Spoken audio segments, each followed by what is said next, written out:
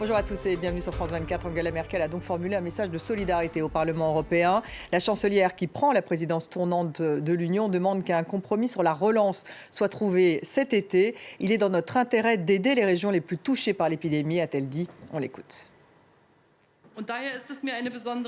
C'est un véritable honneur de vous présenter la présidence allemande. 5 axes sont particulièrement importants pour moi. Nos droits fondamentaux, la cohésion, la protection du climat, la numérisation et la responsabilité de l'Europe sur la scène mondiale. On parle avec Bruno Darou. Bonjour Bruno.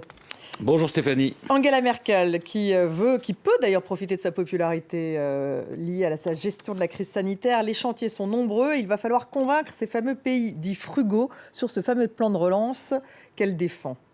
Oui, ça c'est vraiment le gros dossier du moment, celui qu'elle voudrait voir aboutir lors du prochain sommet de l'Union européenne qui sera en présentiel, comme on dit maintenant, c'est-à-dire avec les gens présents en chair et en os, les 17 et 18 juillet, c'est demain. Elle voudrait convaincre ces pays frugaux, alors rappelons qu'il s'agit de la Suède, de l'Autriche, des Pays-Bas et du Danemark, qui sont en fait sur la ligne sur laquelle était l'Allemagne jusqu'au tournant d'Angela Merkel il y a un peu plus de 2 mois maintenant avec Emmanuel Macron, quand elle a accepté, elle, de vraiment faire un virage très important sur ce qui était traditionnellement la position allemande, à savoir la mutualisation de la dette. Et avec Emmanuel Macron, les deux chefs d'État ont proposé donc un plan de relance de 500 milliards d'euros, mais 500 milliards d'euros qui seraient empruntés non pas par tel ou tel État, mais par l'ensemble de l'Europe. Ensuite, ça se traduirait dans le budget européen sous forme de subventions données à tel État, et si un État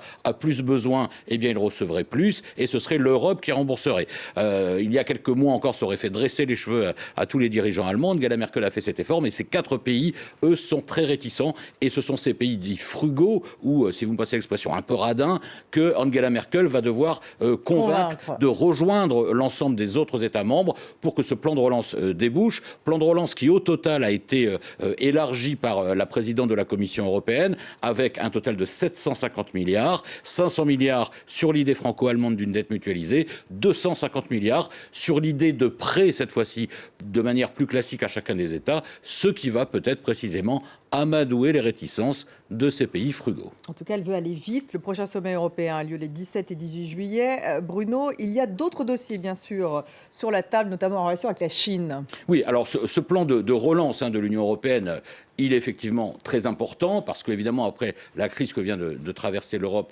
suite à la crise de la Covid et puis la crise économique induite par celle-ci, il faut faire vite. Et même si on fait vite, il faut ensuite que chacun des parlements ratifie. Donc au mieux, il serait opérationnel à la fin de l'année, début janvier. Voilà. Mais il y a d'autres dossiers, effectivement, vous avez raison Stéphanie. Et d'abord, le budget de l'Union européenne pour 2021, 2027, 2021, là aussi c'est demain. Et avec le départ du Royaume-Uni, qu'est-ce qui se passe déjà ? C'est qu'il y aura 10 milliards d'euros de moins par année sur toute cette période. Ça fait 70 milliards. On l'avait oublié, le Brexit.